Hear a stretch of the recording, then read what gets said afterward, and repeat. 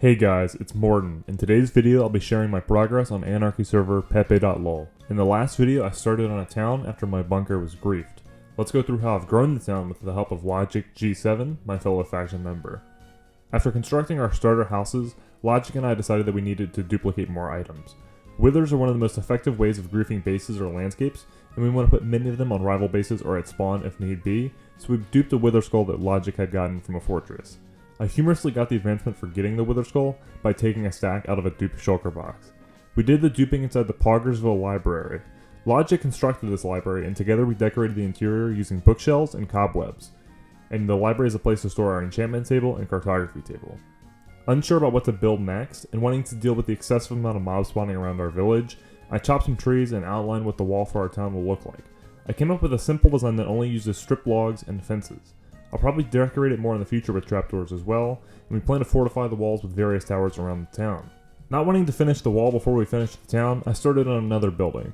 I used acacia wood and chiselstone bricks, which was a build pellet I used in an old survival world of mine, so it was a simple and fun design to make. It turned out nicely and is what I call the Farmhouse.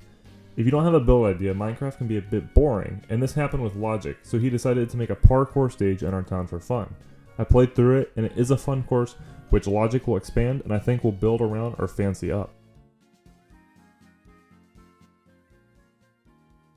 Our main roads in Poggersville are stone brick with an oak leaf border, but for the farmhouse, I wanted a more rustic path to go by and have a farm.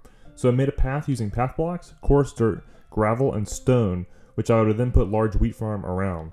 Wanting to try and experiment with the new nether blocks, I grinded out some blackstone and basalt and began building a tower on a terraformed piece of land next to the farmhouse.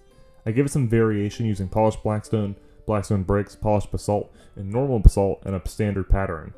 I don't really know the purpose of this build, but I think it could be used for mass storage or even house some villagers if we get any. It's called the Basalt Tower, and it looks like a mini skyscraper in our town.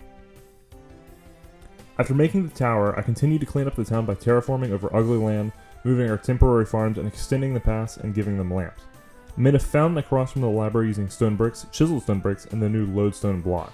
Liking basalt after making the Basalt Tower, I decided to make a new building using it and acacia wood to match the farmhouse.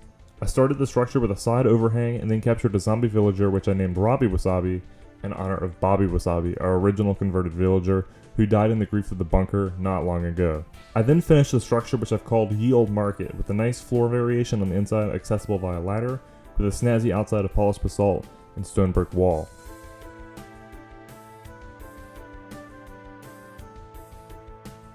Running away with this build style, I constructed an archery building to go alongside the market. It can be used to test one's skills with a bow and arrow. For now it has a tower and a house, but I'm going to fancy up the area in front of it and extend the wall behind it. Poggersville is continuing to grow. Logic has started on a blacksmith building, and I have plans for a castle which we will need a lot of resources for. Once there's more progress in the town or some substantial events on the server, I will make another video to highlight it all. That's all for this Minecraft video. See you guys next time.